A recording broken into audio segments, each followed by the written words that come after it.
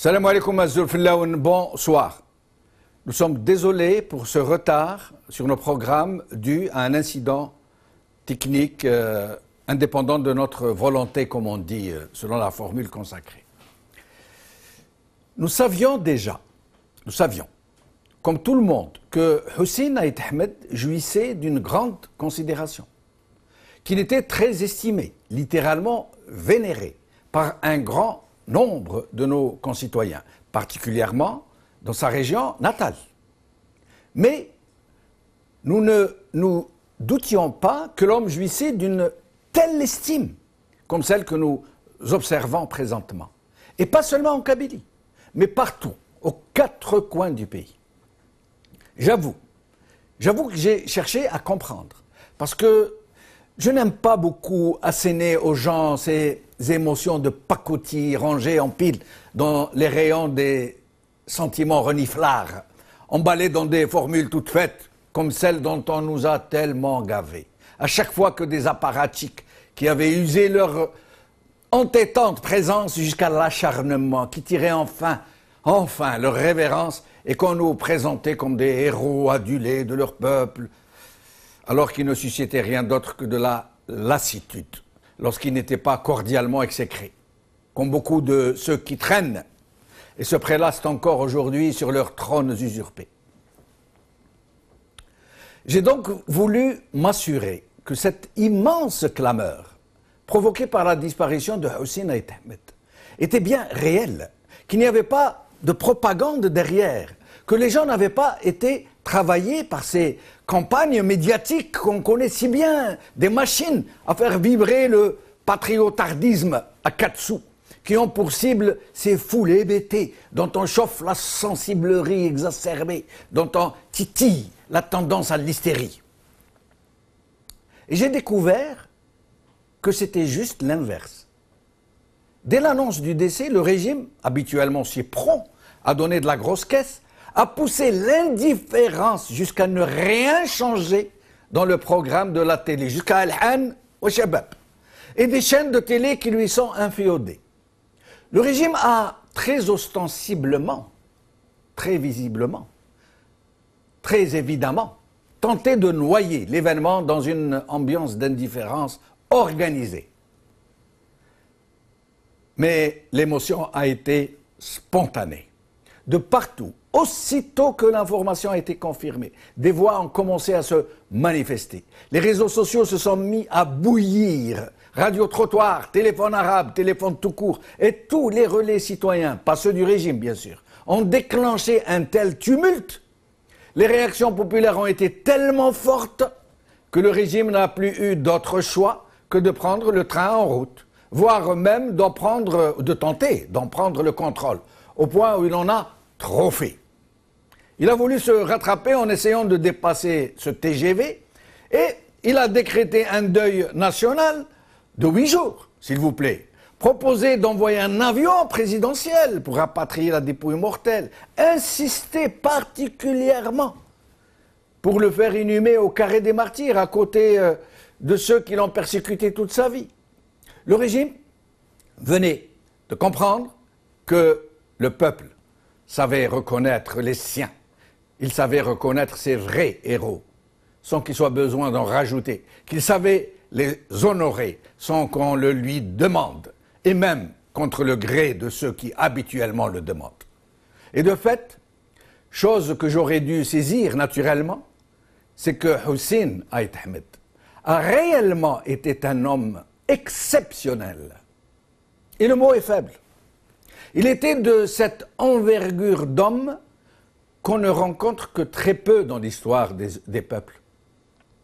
Il a été autant servi par sa propre personnalité, ses fortes convictions, son courage, sa détermination à se dévouer pour son peuple, que par une chance inouïe, réellement prodigieuse.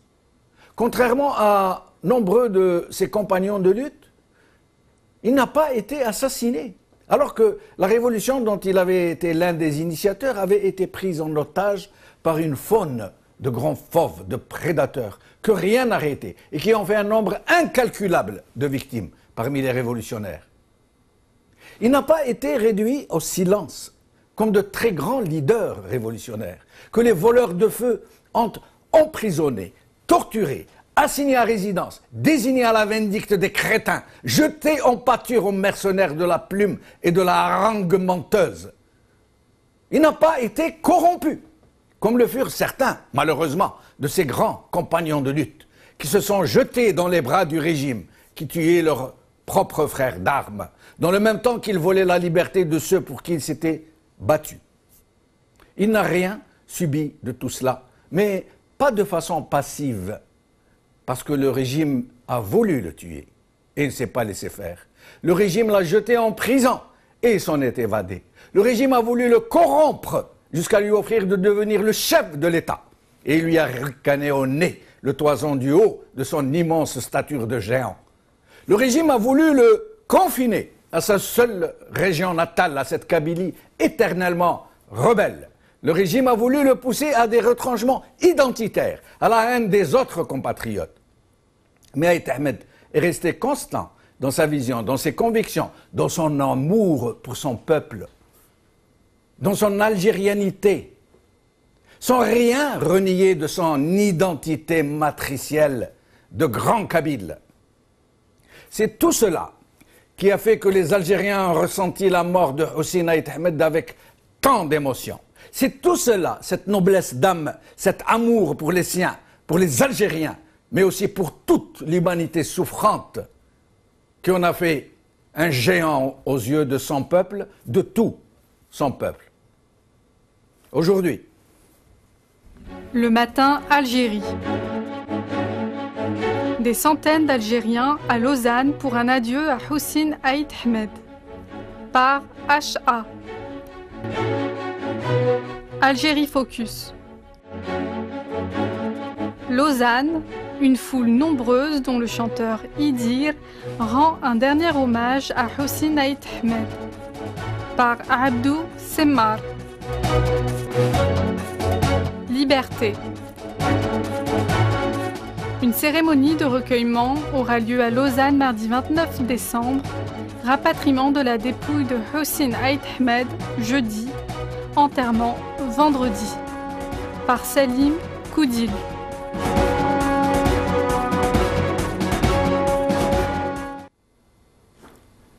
Alors, nous allons écouter, regarder ensemble quelques extraits d'un court interview que nous a donné, qu'a donné Jugurtha, le fils d'Ait Ahmed, à notre confrère Djoudi Nasser, à Lausanne aujourd'hui, lors de cette commémoration où on a rendu hommage à Ait Ahmed à Lausanne, devant une foule nombreuse. Donc nous allons écouter quelques extraits de cette interview que nous vous diffuserons demain ou après-demain dans son intégralité. Regardez. السلام عليكم أزول في اللاون مازال ذاك مكيتتوالم يعني لو ديرني اوماج يدى الحسين ان تري غون توم ان سوالي تصل غاشي ديوسان بول لوي روندر اوماج الي كذا ناقص الفرح مقران جوغورتا ميس ندى الحسين السلام عليكم أزول في اللاون أزول في اللاون السلام عليكم Yani c'est un hommage, on a vu beaucoup de monde qui se sont déplacés à la game. C'est un homme qui est très très aimé, c'est un homme rassembleur, c'est un homme de principe, de conviction. Je dirais que sur cette cérémonie incarne réellement ce qu'était mon père, un homme simple, un homme abordable.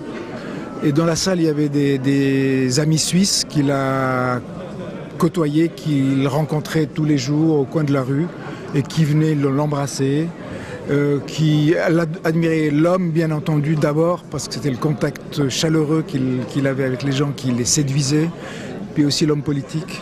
Les Suisses, à Lausanne en tout cas, connaissaient très bien son parcours politique. Et puis dans la salle, il y avait également évidemment des compatriotes et il y avait aussi des représentants officiels de la Suisse qui sont venus lui rendre hommage pour marquer à quel point la présence de mon père était appréciée. Et il y avait des militants des partis socialistes, des partis des Verts, il y avait les représentants de toutes les couches de la population en Suisse, des anonymes et des pas anonymes.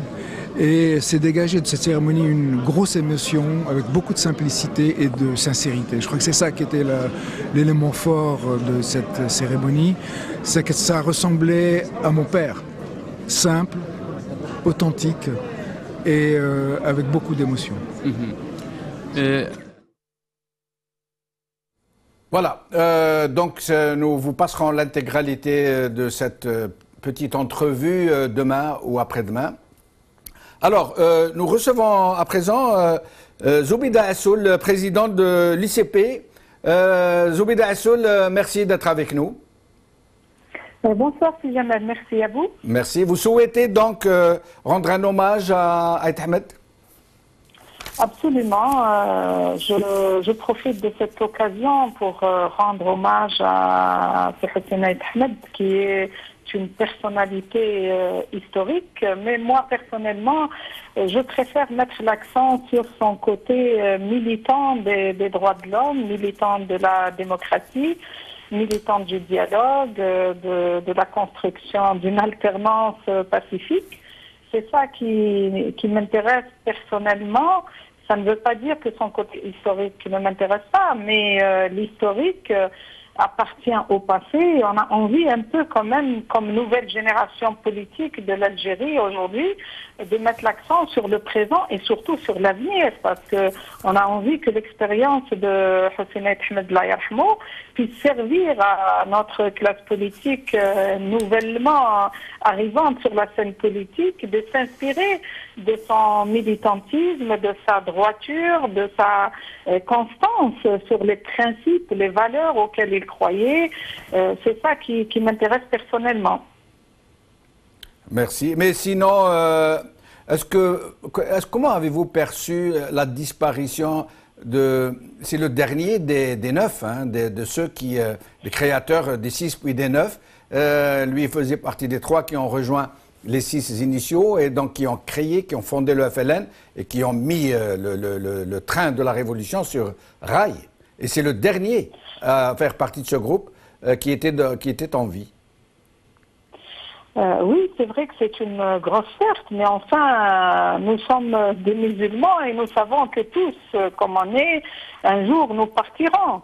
Ce qui est important, à mon avis, c'est qu'on puisse tirer les enseignements de l'expérience d'un grand homme comme Aït Ahmed, qu'on puisse s'inspirer de sa façon de rester fidèle à ses convictions, d'essayer d'apporter quelque chose à l'Algérie. C'était pas un homme de pouvoir, c'était un homme de conviction. C'était pas un homme qu'on pouvait acheter. Il a essayé, de par son itinéraire, bien qu'il ait été persécuté pendant toute sa vie, mais il n'a jamais laissé tomber l'Algérie. Il a essayé d'apporter sa contribution, surtout depuis qu'il y a eu le multipartisme en Algérie. La preuve, c'est qu'il est venu en essayant de participer aux élections présidentielles de 99. Malheureusement, quand il a vu que les règles du jeu n'étaient pas très saines, que les choses étaient jouées d'avance, donc il s'est retiré. Ça veut dire que quand même, il avait de l'espoir à essayer d'apporter sa contribution pour asseoir la démocratie en Algérie et l'alternance, surtout au pouvoir. Mais ce qui m'a disons, marqué dans cette génération de la Révolution, c'est que ce sont des hommes qui ont fait la révolution, qui se sont donnés, qui se sont sacrifiés très jeunes. C'est Hossein Ahmed a commencé à 16 ans, donc quand même il était mineur, il était jeune et pourtant il a donné toute sa vie pour l'Algérie. Mais cette génération, malheureusement, elle a laissé disons quelque chose de pas très beau à mon sens, à moi. C'est qu'ils ne se sont pas aimés entre eux. Il y avait tout le temps de la guerre entre eux, il y avait tout le temps des tiraillements entre eux. Ils nous ont pas laissé un bon exemple dans le sens où il y avait cette solidarité ou ce partage des pouvoirs ou mettre l'intérêt de l'Algérie au-dessus des personnes.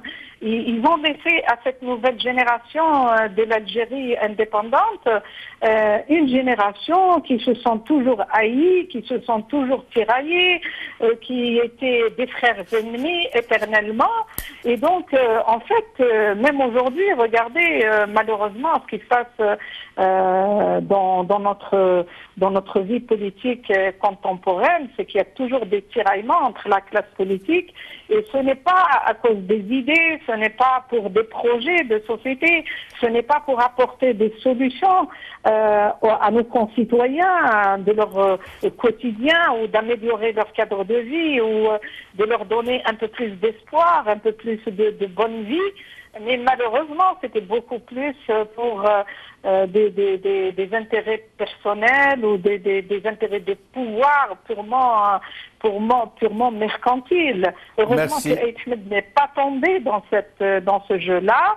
Mais malheureusement, ce qui m'attriste personnellement, c'est qu'il a vécu loin de son pays, il est mort loin de son pays, et ça, c'est vraiment quelque chose qui ne fait pas très plaisir. Merci beaucoup, Zoubida Assoul, en espérant vous revoir bientôt. Wassila Ballatarash, merci d'être avec nous. Merci à vous, c'est Jamaldine, de nous donner justement l'occasion de parler d'un grand homme, en l'occurrence Ahmed. Wassila Ballatarash, dont je rappelle qu'elle milite aux côtés des familles des disparus forcés, sœurs de disparus. Je vous en prie, Wassila. Bon, en fait, c'est Jamel, ce qu'il faut dire que Ahmed n'est pas mort, il a juste quitté le bas monde dans lequel nous vivons. Les grands, généralement, ne partent pas, ne meurent pas. Leur mémoire reste toujours vivante. Je pense à Ben Ramdan, à Mirosh, Zerodius, Didouche Mourad, Fadela, Mariam Saadan. Malgré qu'on a tout fait pour faire oublier leur existence, ils existent toujours dans nos esprits. Ils sont le symbole justement pour notre génération. Donc, si on pense aux repères que nous a laissé l'autre génération, c'est à ces personnes qu'on va penser. On ne pensera pas à l'Arbi Belkhir ni à l'Amari, qui sont également morts, Allah yarhamhum, de toute manière. Mais est-ce qu'ils ont eu cette chance de partir de la même manière que Feu Ahmed est parti?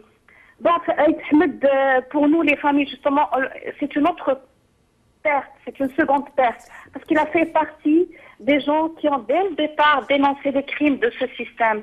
Dès le départ, il a appelé et il a participé à la plateforme de Saint-Égidio qui était justement une occasion pour donner une solution politique à ce qui s'est passé en Algérie. Il a été traité comme traître. Aujourd'hui, les gens veulent justement récupérer sa mort pour faire de lui un symbole. Il est un symbole dans nos esprits autant que peuple simple. C'est un symbole de par ce qu'il a fait, de par son intégrité, de par ses positions. Donc, je le dis, je le répète, les grands hommes ne meurent pas, si jamais. Il est parti parce que c'est le destin, parce que c'est la vie. Il faut que tout le monde parte. Mais est-ce que c'est tout le monde qui va être gardé par l'histoire ou non? C'est la question. Feu Ahmed sera certainement un des noms que retiendra l'histoire de l'Algérie. Merci beaucoup. Merci.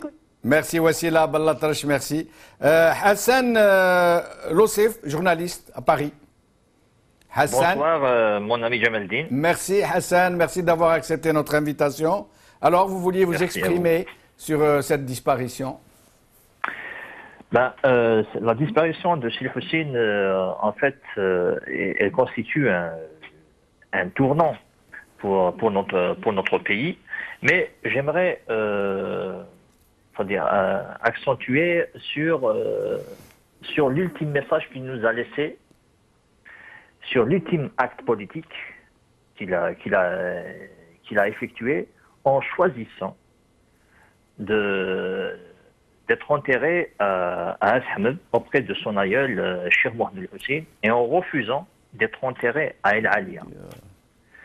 Par ce message-là, Sidi Hussein nous a montré qu'il était un enfant du peuple et qu'il restait un enfant du peuple algérien. Et un enfant authentique. Oui. Oui, je vous en prie, poursuivez, Hassan. Un militant du combat de la cause démocratique authentique et simple. En refusant d'être enterré à El Alia, il a refusé que son nom, que sa mémoire, que son histoire soient récupérées par le pouvoir algérien. Donc, il est allé il a choisi de se reposer auprès des siens. Pourquoi? Parce que Aït Hamed, son action s'inscrit dans le cadre de ce que l'on peut appeler l'axe qui va du local à l'universel.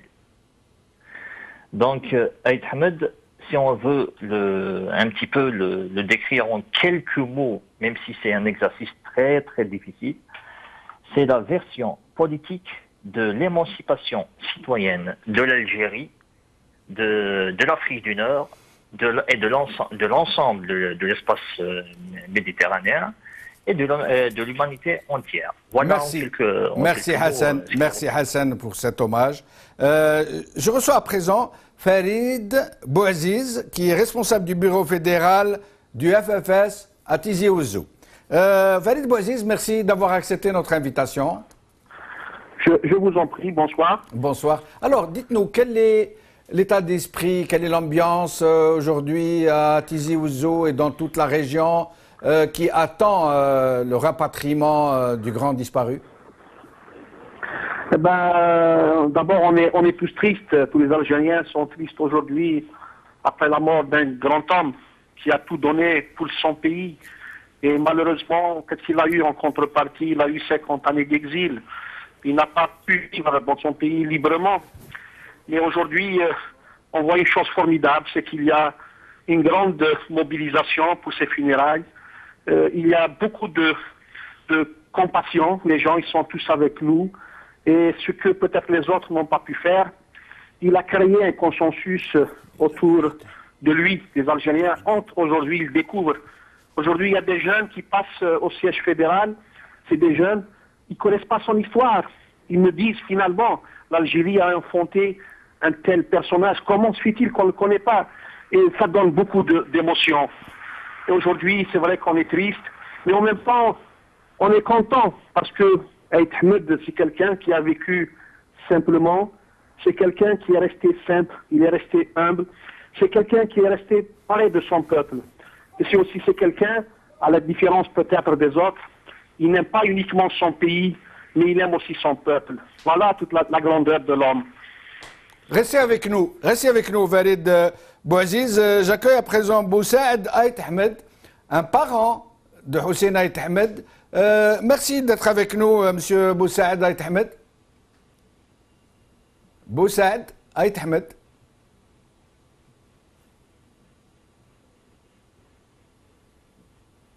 Est-ce que vous m'entendez, Boussaad Aït Hamed?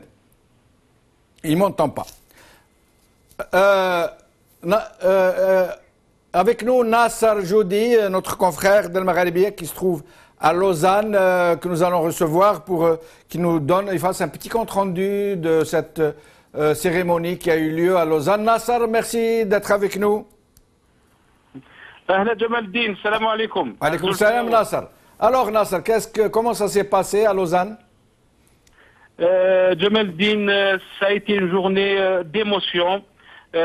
Beaucoup de monde, beaucoup de beau monde. Je peux dire qu'il y avait des artistes, il y avait des diplomates, il y avait de gens ordinaires qui sont venus un peu partout, de Suisse, de France, même d'Algérie. je peux dire que c'est une journée d'émotion, mais d'espoir aussi, Jamaldine. Oui, mais sinon, donc, qu'est-ce qui est prévu maintenant? Le corps va être acheminé au pays à quel moment? Comment ça va se passer? Donc, on est arrivé ce matin, Jamaldine, très tôt à Genève. Après, on a fait notre chemin à Lausanne. Là-bas, donc, la cérémonie d'hommage a commencé à 11h du matin. L'hommage était très simple. Et comme je t'avais dit qu'il y avait beaucoup de monde, il y avait un livre où les gens pouvaient signer et dire un petit mot par rapport à cette grande personne. Donc normalement le corps il sera transféré, rapatrié en Algérie le jeudi. Et il sera Del Hussein sera enterré le vendredi à Ain el-Hammam. Merci beaucoup Nasser, à très bientôt alors. Nous recevons à présent Miloud Brahimi, avocat, qui a été un compagnon d'Aït Ahmed, qu'il a connu, qui a été très proche de lui et qui à un certain moment, il y a eu un froid entre eux, il en parle très longuement sur TSA d'hier ou d'aujourd'hui. Maître Miloud Brahimi, merci d'avoir accepté notre invitation. Nous l'avons perdu. Alors, en attendant de le retrouver, nous avons aussi avec nous, qui restera avec nous tout le long de l'émission, Brahim Younsi, président de l'UDM. Brahim Younsi, merci d'avoir accepté notre invitation. Merci à vous. Merci. Alors, tout à l'heure, Assoul Zoubida nous a dit quelque chose d'assez choquant, mais qui est très vrai, malheureusement. Je vous entends mal. Vous ne m'entendez pas? Je ne vous entends mal, oui. Oui, j'ai l'impression. J'espère que maintenant vous m'entendez. Oui, je vous entends mieux. Voilà. Alors, dites-moi, tout à l'heure, Zoubida Assoul nous disait malheureusement qu'elle déplorait cette ambiance de haine qui a distingué la situation pendant toute la Révolution et après, jusqu'à aujourd'hui, où d'anciens compagnons de lutte qui étaient là pour libérer un peuple ne s'en détestaient pas moins cordialement, ne se haïssaient pas moins férocement, jusqu'à s'entretuer les uns les autres. Qu'est-ce que vous pensez de ce terrible constat, hein? Absolument, absolument. J'ai apprécié d'ailleurs les interventions de tous vos interlocuteurs. Je crois les 3 ou 4 qui sont passés avant moi. J'ai trouvé leurs interventions très pertinentes, très respectueuses et très mesurées. Des 3 ou 4 personnes qui sont passées avant moi. Il est vrai que il est déplorable, et plus que déplorable, condamnable, que les dirigeants de la révolution algérienne se soient combattus. Mais cela n'est pas exclusif aux Algériens ou à la révolution algérienne. Tous les révolutionnaires se sont entretués, se sont liquidés les uns les autres, que ce soit la révolution française, la révolution bolchevique, toutes les révolutions ont connu ce type de phénomène. Cela n'est pas propre simplement à la révolution algérienne, c'est vrai. Ceci dit, ce qui a manqué chez nous et manqué entre les leaders, c'est le dialogue. C'est le dialogue. Les leaders n'ont pas dialogué entre eux, se sont séparés à Tripoli sur un désaccord profond, non pas sur le programme lui-même. D'ailleurs, Boudiaf le dit, Mohamed Yazid le dit, Ben Youssef Ben Khedda le dit, que ce n'est pas sur le programme, y compris sur le mode de transformation sociale, c'est-à-dire le parti unique. Personne n'était contre le parti unique, il faut le savoir. À Tripoli, personne n'était contre le parti unique, y compris Farhad Abbas. Mais les uns et les autres étaient divisés sur la direction qui devait prendre le pouvoir. Voilà la question fondamentale qui se posait, et c'est la raison pour laquelle nous avons eu, hélas, l'été 62, que les uns expliquent d'une façon, d'autres expliquent d'une autre façon. Pas seulement, Brahim Younsi, il n'y avait pas que ces convictions, ces directions voulues par les uns et les autres. Il y avait aussi une question d'ego, il y avait aussi une question d'ambition politique. Absolument, absolument. Vous avez parfaitement raison. Et bien sûr, bien sûr. Si ce n'était l'ego, ils étaient d'accord sur les idées. Je dis qu'ils étaient opposés sur celui ou ceux qui devaient prendre le pouvoir, qui devaient le diriger. Oui. Voilà. En effet. C'est précisément une question d'ego. Parce que qui devait appliquer le programme de Tripoli et qui devait conduire le parti et prendre la tête de l'État. Ceci s'est passé entre Boudiaf, Aït Ahmed et Krim d'un côté, Bembla, Khaydar et Bitat de l'autre. Mais une fois que le bureau politique de Tlemcen se soit imposé d'une manière ou d'une autre, il s'est imposé, et c'est le rapport de force qui a déterminé les choses. Il faut le dire, ces hommes-là étaient dans le combat. Donc le rapport de force a déterminé que le bureau de Tlemcen avait remporté la victoire sur ses adversaires. On sait comment les choses se sont passées par la suite, tout cela est relativement clair, mais il y a eu aussi un combat dans le combat, si j'ose dire, entre Ahmed Membla et Mohamed Khaydar. Mohamed Khaydar qui est parti, qui a pris le chemin de l'opposition, parce que lui, comme secrétaire général du parti, parce qu'on voulait être la copie conforme du Parti communiste de l'Union soviétique, c'est le secrétaire général du parti qui commandait à l'État. C'est le parti qui commandait à l'État, ce n'était pas le président du présidium. Donc Membla, comme président de la République, devait, aux yeux de Mohamed Khaydar, obéir au secrétaire général du parti, et que c'était le secrétaire général du parti qui devait orienter la politique du pays. Voilà comment comme vous dites, les égos des uns et des autres, avec le respect que j'ai pour la mémoire de Khaydar, que je n'ai pas connu, qui a été, lui, assassiné en 1967 à Madrid. C'est vrai que les conflits de personnes ont déterminé ce que nous vivons aujourd'hui. Restez avec nous, Brahim Younsi. Nous retrouvons Boussaad Aït Ahmed et Miloud Brahimi. Boussaad Aït Ahmed, vous êtes donc un parent, un membre de la famille de Hussein Aït Ahmed. Merci d'être avec nous. Boussaad Aït Ahmed. On l'a encore perdu. Miloud Brahimi, maître Miloud Brahimi, merci d'être avec nous. Je vous en prie. Merci. Alors, vous avez fait paraître, ou on a fait paraître sur TSA, un long entretien que TSA a eu avec vous au sujet de votre proximité avec Aït Ahmed, mais aussi au sujet de ce qui s'est passé entre vous. Malheureusement, vous en parlez avec beaucoup de franchise.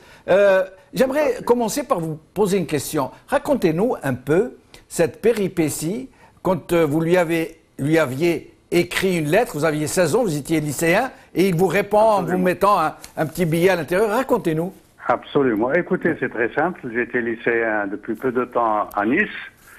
J'avais 17 ans et des poussières. Et voilà que l'avion qui transportait les 4 responsables historiques et Mohamed Lashraf est arraisonné et les occupants de l'avion mis en prison. Quelques jours plus tard, le journal de Nice, qui s'appelle Nice Matin, a écrit un long article sur les responsables historiques de la Révolution. Et j'ai été accroché, si je peux m'exprimer ainsi, parce qu'il a dit de Hussein Aït Ahmed. Et je lui prends ma plus belle plume, tout à fait naïvement, et je lui fais une lettre que j'envoie à la prison dont l'adresse avait été donnée par le journal pour lui dire combien je l'admirais. Et, surprise, quelques semaines plus tard, je reçois une réponse. 2 choses ont retenu mon attention à jamais. La première chose, il a bras modeste, si je peux m'exprimer ainsi, toutes les réputations sont surfaites. Et la deuxième chose, j'ai trouvé dans l'enveloppe un billet de banque, l'équivalent, je ne sais pas, de 50 ou 100 euros maintenant. Moi qui étais un petit lycéen fauché, c'était la fortune pour moi. Et jusqu'au jour d'aujourd'hui, j'ignore comment ma lettre est parvenue à Hussein et comment Hussein a pu me faire parvenir et sa lettre et le billet de banque. Je lui ai posé la question quand on s'est connu, j'ai eu droit à un sourire. Bon, voilà comment a commencé il vous a dit que toutes les réputations sont surfaites, hein? C'est lui qui m'a écrit ça textuellement. Toutes les réputations sont sur fait. Vous avez gardé cette lettre? Vous l'avez gardée? Malheureusement, vous savez, j'avais 17 ans, comment puis-je penser qu'il fallait garder cette lettre? Oui, en effet. Cette formule m'a marqué à jamais. C'est-à-dire qu'il a fait preuve d'une énorme modestie entre nous. Et après, Ahmed n'était pas parfait. Après l'indépendance, vous vous êtes retrouvés, vous avez noué une relation amicale? Alors écoutez, après l'indépendance, d'abord je l'ai retrouvé au maquis. J'ai été chargé par Hassan Moussa, Allah yarhamou, de le contacter, de contacter Mohamed Boudiaf pour essayer de former un mouvement d'opposition dont le nom éphémère s'appelait le CNDR, Comité National de Défense de la Révolution. J'ai été le voir au maquis. On s'est rencontrés parce que c'était pas facile de le retrouver à 9h du soir dans la région de Mekla, au clair de lune. Il portait beau, un uniforme militaire parfait, et il avait un mousqueton dont il m'a dit « Tiens, c'est un cadeau du maréchal Aref d'Irak ». Et il nous a donné son accord de principe pour participer à un large mouvement d'opposition. Peut-être ça peut vous intéresser de le savoir, parce que l'histoire, c'est pas seulement la belle image que nous avons d'Aït Ahmed, c'est tout le reste. Et quand j'ai rendu compte de mon contact avec Houssine et de mon contact avec Boudiaf, Chabani, Allah yarhamou, était présent. Et Chabani nous a dit, le ralliement de Houssine Aït Ahmed et de Mohamed Boudiaf, c'est l'échec de notre mouvement. J'ai été très surpris en lui disant, mais écoutez, mon colonel, c'est des responsables historiques. Il a répondu textuellement, oui, c'est des responsables historiques, et c'est parce que c'est des responsables historiques qui vont nous ramener toutes leurs histoires, et on aura plus de mal à gérer ces histoires qu'à gérer notre mouvement. C'est une parenthèse que je referme tout de suite. Merci. Troisième contact avec Houssine Ahmed, vous savez comment les choses se sont terminées. Chabani a été arrêté et exécuté. Moi-même, je suis parti en Suisse. Je ne me compare ni à Chabani ni à Houssine Ahmed. Moi, j'étais un simple militant. J'ai repris mes études. Aït Ahmed a été arrêté, condamné à mort. Il s'est évadé de la prison de Al-Harrach et il a regagné la Suisse où j'étais étudiant. Et voilà qu'un jour, je me retrouve dans un parc à Puy, c'est la banlieue de Lausanne, où je vois un homme jouer au boule de neige avec ses enfants. Je regarde bien, c'était Houssine Ahmed. Et croyez-moi, dans ma naïveté, je me suis caché derrière un arbre et j'ai pris une boule de neige et lui ai jeté à la figure. Et il a marqué une surprise que j'ai parfaitement comprise par la suite, parce qu'il faisait très attention. Nous savons très bien comment a terminé Karim Belkacem, mais comment a terminé Mohamed Khezat. Vous voulez pas que ça lui arrive? Et moi, j'ai pas pensé à tout ça, mais bref. C'était le début d'une grande amitié qui a duré très longtemps.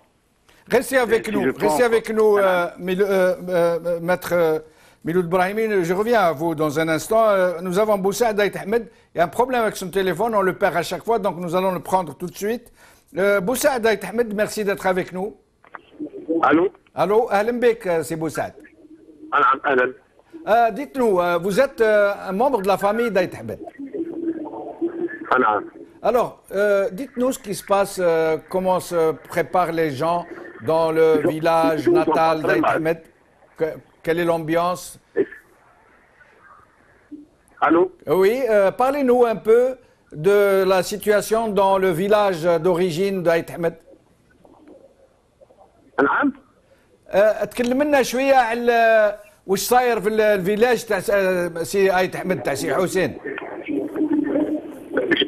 Je comprends très très mal. Vous voulez que je parle des préparatifs? Voilà, absolument. Des préparatifs, de l'état d'esprit, de l'ambiance qui règne dans la région. Écoutez, nous sommes au village de M. Aït Ahmed. Bon, c'est toute la population qui se met à la disposition de la famille. Joe Gardner, ils veulent nous aider, chacun veut apporter quelque chose. Donc, vous savez, c'est un événement national. Comme il l'a souhaité Sir Hussein, en choisissant de rentrer au village. Donc, il sait que toute la population va venir lui rendre un hommage. Donc, j'espère qu'on va être à la hauteur de l'événement. Est-ce qu'il y a des gens qui viennent d'un peu partout d'Algérie pour vous rendre visite? Pardon? est-ce qu'il y a des gens, des Algériens d'un peu partout qui viennent au village pour rendre visite à la population et à la famille d'Aït Ahmed? Il y a toutes les régions d'Algérie qui arrivent. Très bien. Qui arrivent, qui appellent. Et je peux vous assurer d'une seule chose. Chaque région, chaque personne qui vient d'une certaine région, si le Hussein nous appartient. Parce qu'il a fait telle chose Andna. Il a été au maquis Andna. Et il était député Andna. Donc, je peux vous dire une chose. C'est toute l'Algérie qui est en deuil. Oui. Vous confirmez ce qu'on nous a déjà confirmé, et nous recevons nous-mêmes, Al-Magharibia, beaucoup d'appels d'un peu partout du pays. Je vous confirmez ce que nous savons déjà, en fait, puisque nous recevons des appels de partout pour exprimer leurs émotions et leurs condoléances. Nous recevons des appels de partout. Si Boussaïd Aït Ahmed, excusez-nous, on vous entend très mal, donc merci d'avoir accepté notre invitation. Je reviens à Farid Bouaziz, responsable du bureau fédéral du FFS à Tizi Ouzou. Si Farid Bouaziz, est-ce que Farid Bouaziz est avec nous? On l'a perdu. Alors, je reviens à Brahim Younsi. Brahim Younsi, Aït Ahmed se distingue par quelque chose de très particulier. Ils n'ont pas pu le tuer, contrairement à beaucoup de ses compagnons, des leaders, des grands leaders de la Révolution qui ont été tués. Vous les connaissez, vous savez leurs histoires. Ils n'ont pas pu le réduire au silence, puisque même la prison, il s'est évadé, il est parti à l'étranger, il a continué à s'exprimer. Ils n'ont pas réussi à le corrompre, contrairement à beaucoup de leaders, malheureusement, d'authentiques leaders de la Révolution qui sont vraiment donnés corps et âme à la Révolution, qui après ont mal tourné, puisqu'ils ont rejoint le régime qui a assassiné leurs frères. Comment expliquez-vous qu'Aït Ahmed ait eu tant de chance, mais aussi tant de détermination, qui a échappé ainsi à ces trois malédictions? Ni tué, ni réduit au silence, ni corrompu. Je ne crois pas que cela relève de la chance. Parce que l'homme était très prudent, il faut le dire.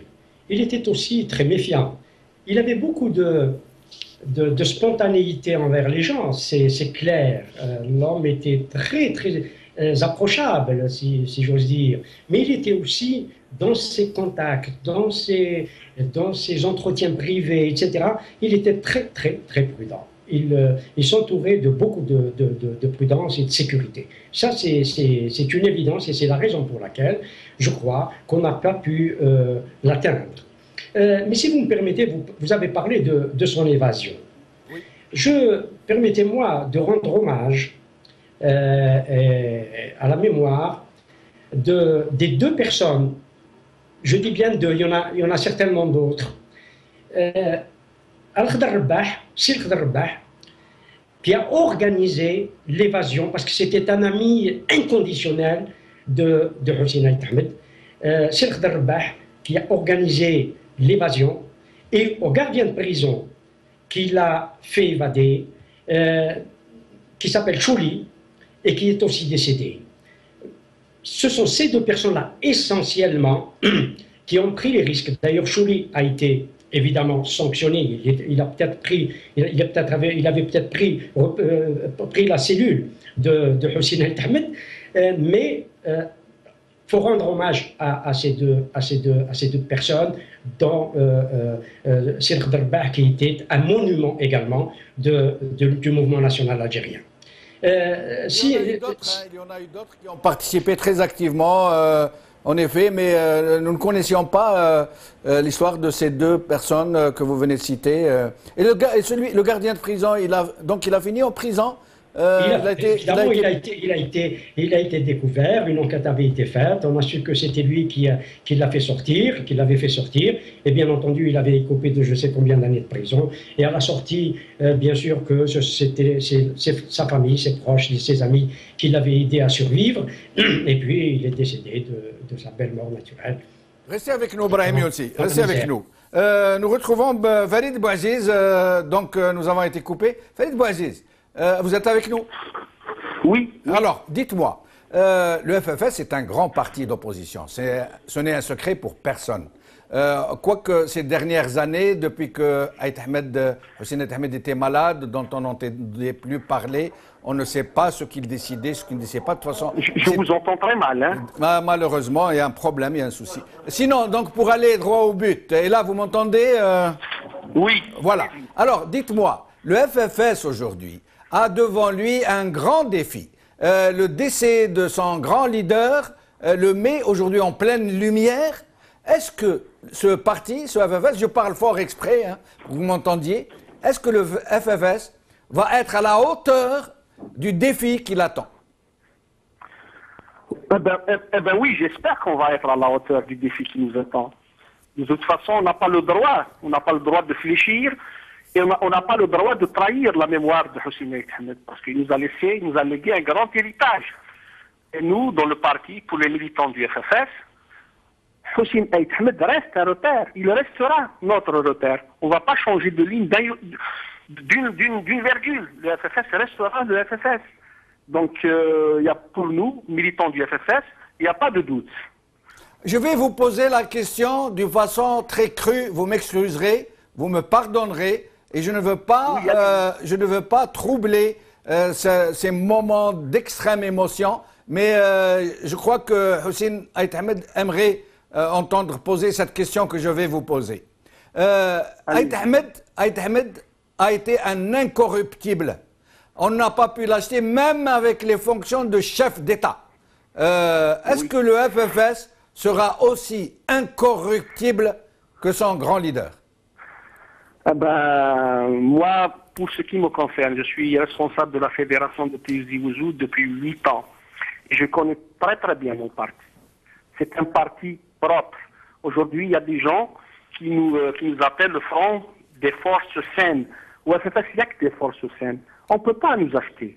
Ça, c'est faux. Nous militons pour un changement du système et du régime. Donc,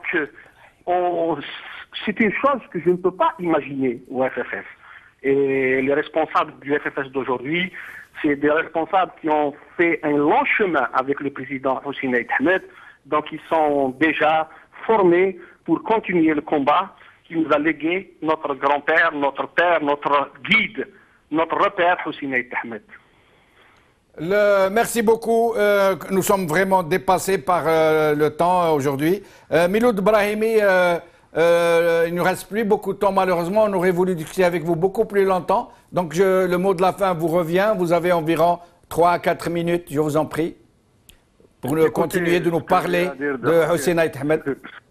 Ce que j'ai à dire de Hussein Aït Ahmed est plus en rapport avec notre amitié personnelle qu'avec la politique dans son sens le plus étriqué. Donc nous sommes restés très liés pendant à peu près 25 ans. Et puis la vie nous a séparés à cause d'engagement. Vous vous êtes brouillé vers la fin à cause du RCD, il me semble. Si vous voulez, si on peut utiliser l'expression à cause d'eux. Le fait est qu'il m'avait présenté Saïd Saadi en m'en disant le plus grand bien. Et j'ai pu confirmer au contact de Saïd Saadi, qui m'a présenté à Lausanne d'ailleurs, qu'il s'agissait d'un très bon élément. Quand Saïd Saadi a créé le RCD, Hussein Aït Ahmed ne l'a pas supporté. J'ai tout fait pour les rapprocher, pour les réconcilier. Je n'ai pas réussi. Mieux encore, quand Hussein est rentré en Algérie, nos rapports se sont distendus. D'une part à cause de ce qui est arrivé entre le FFS et le RCD, et d'autre part, il ne faut pas répéter franchement, à cause de nos engagements réciproques. Lui était du côté du contrat de Rome, moi j'étais du côté de ce qu'on appellera les éradicateurs. Et puis voilà, l'histoire a fait que nos chemins ont divergé. Vous ne vous êtes jamais réconciliés? Je garde de lui, c'est très important, le souvenir d'un homme parfaitement engagé par ses idées, beaucoup plus intéressé par le triomphe de ses idées que par sa carrière personnelle. La preuve en est qu'il a refusé les sollicitations du pouvoir à la suite de l'interruption du processus électoral. Et la preuve en est qu'il a repris le chemin de l'exil. Et je crois que c'était un démocrate sincère. De tous les responsables historiques de la Révolution, il se trouve que, pour des raisons multiples, je les ai tous connus, c'était celui dont les convictions démocratiques étaient les plus assises. Oui.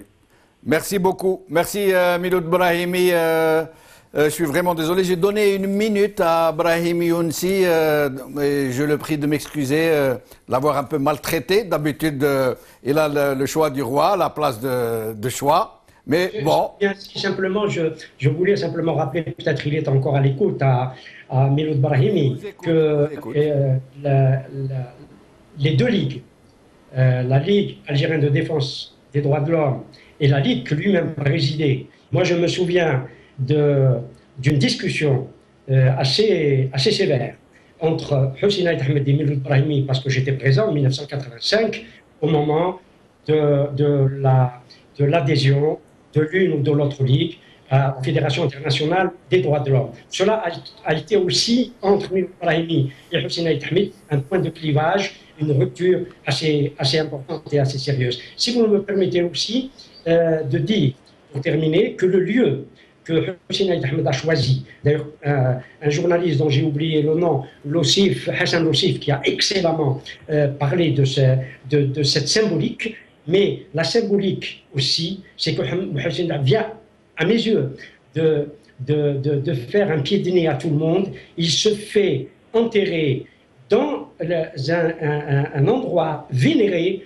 un endroit qui est symboliquement religieux, alors que moi, ce qui me séparait de lui, c'était la question de l'islam. Lui, que pour lui poser d'une autre façon, je ne veux pas dire qu'il n'était pas musulman, loin de moi cela, au contraire, parce qu'il récitait le Coran, y compris dans un restaurant devant moi et devant d'autres amis. Donc, Hossein se fait enterrer dans un lieu qui est à symbolique religieuse. Merci beaucoup, Brahimi Younsi. Merci à tous mes invités.